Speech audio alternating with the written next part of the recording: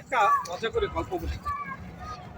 এক বিদেশি গণমাধ্যম কর্মী মানে সাংবাদিক গিয়েছিল বেহেশত এবং দোজখ ভ্রমণ করার জন্য।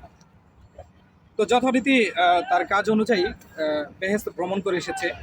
তারপরে যখন দোজখে গেল, দোজখে গিয়ে দেখলো যে কিছু মানুষকে শাস্তি দেওয়া হচ্ছে বড় পাতিল, মানে যেটাকে ড্যাগ বা পাতিল বলে, সেটার মধ্যে রেখে। এক একটা জাতি এক একটা পাতিলের মধ্যে রাখা আছে। আমেরিকান, তারপরে কানাডিয়ান বা রাশিয়ান, বাংলাদেশি, এরকম বিভিন্ন জাতি, মানে যতগুলো রাষ্ট্র আছে সব রাষ্ট্রের আলাদা আলাদা করে একটা পাতিল রাখা আছে।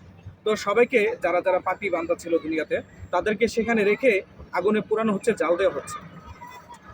সেই সাংবাদিক কৌতূহলবশত দোজখের যে দারোয়ান ছিল তাকে জিজ্ঞেস করলো, ফেরেস্তা ছিল তাকে জিজ্ঞেস করলো যে কি হচ্ছে এখানে। বললো যে দুনিয়াতে যারা পাপ করেছে তাদেরকে এখানে শাস্তি দেওয়া হচ্ছে।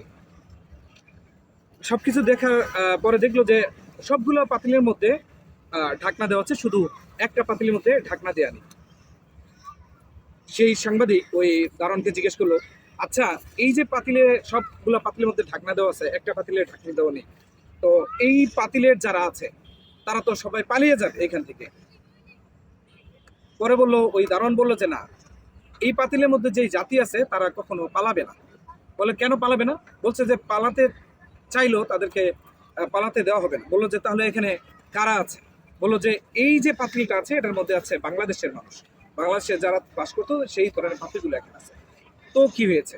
সাংবাদিক প্রশ্নগুলো, তো কি হয়েছে, এখান থেকে তো উঠে যাবে। পরে দারোয়ান বললো যে না, ওরা উঠে গেলেও একজন আরেকজনকে উঠতে দিবে না। কেউ যদি উঠতে চায় তাকে পা ধরে নিচে নামিয়ে ফেলবে। এটা হচ্ছে আমাদের বাংলাদেশিদের ক্যারেক্টার।